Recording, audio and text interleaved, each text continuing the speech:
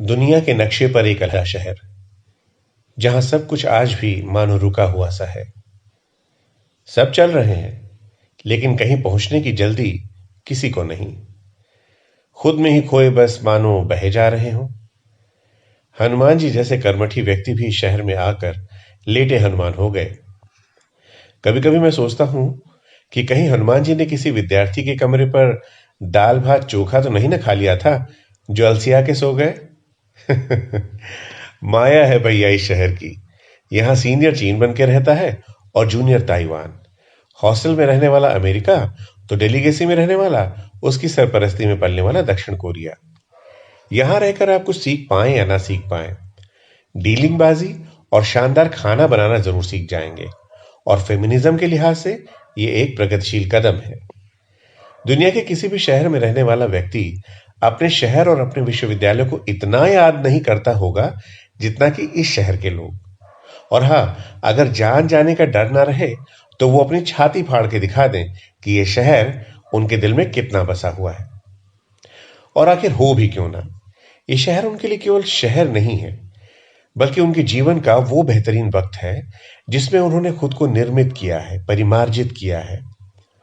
यहां उन्हें वो लोग मिले हैं जिनके साथ उसने जिंदगी ना मिलेगी दोबारा देखकर स्पेन जाने और वहां हवाई जहाज से कूदने का वादा किया है।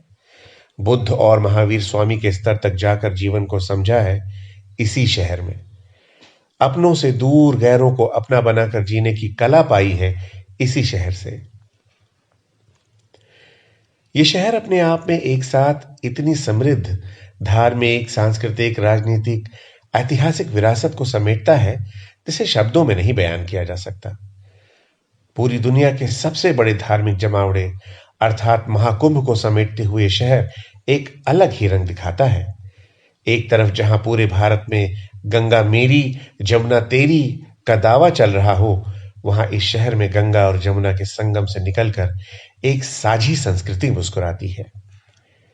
इसी शहर से अंग्रेजों ने भारत के सिरमौर बनने की शुरुआत की, तो इसी शहर में आजाद था, आजाद हूं, आजाद ही रहूंगा का उद्घोष हुआ।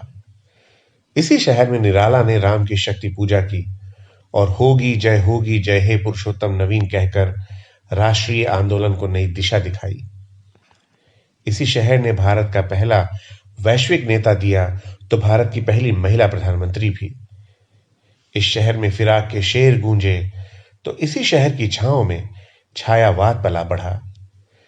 इसी शहर की मधुशाला में मंदिर मस्जिद से परे हिंदू मुसलमान का मेल हुआ, तो इसी शहर में विश्वविद्यालय के किनारे किनारे चंदर और सुधा टहले थे।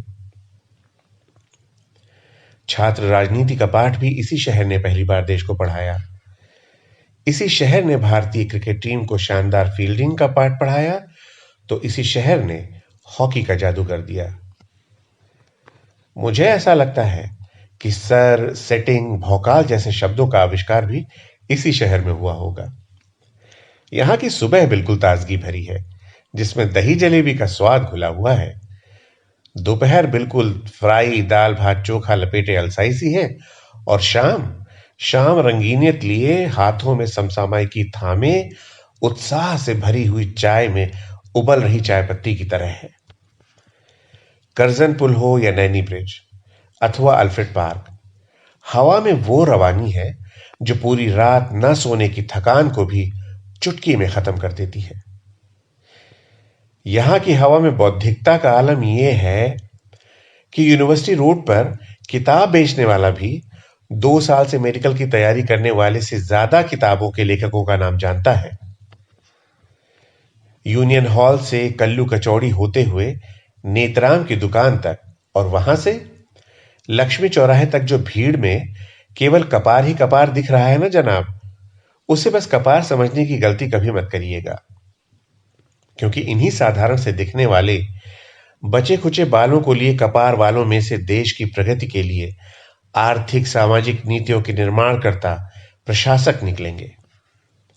तेलियरगंज, गोविंदपुर, सलोरी, बघाड़ा, अल्लाहपुर, सोहबतियाबाग की भीड़ को कभी भी केवल जनसंख्या में वृद्धि करने वाली भीड़ समझने की गलती मत करिएगा। ये पकौड़ा तलने के लिए नहीं पैदा हुए हैं, वरन ये वो लोग हैं जिनके कंधे पर भारत अपनी स्वर्णिम यात्रा तय करेगा। ये मेरा शहर है, गुनाहों के देवता का शहर। उस तोड़ती पत्थर वाली का शहर है, मधुशाला का शहर है, नीरजा और दीपशिखा का शहर है। गंगा जमुना के संगम का शहर है, ये मेरा इलाहाबाद है। आलेख चंद्रकांत पांडे।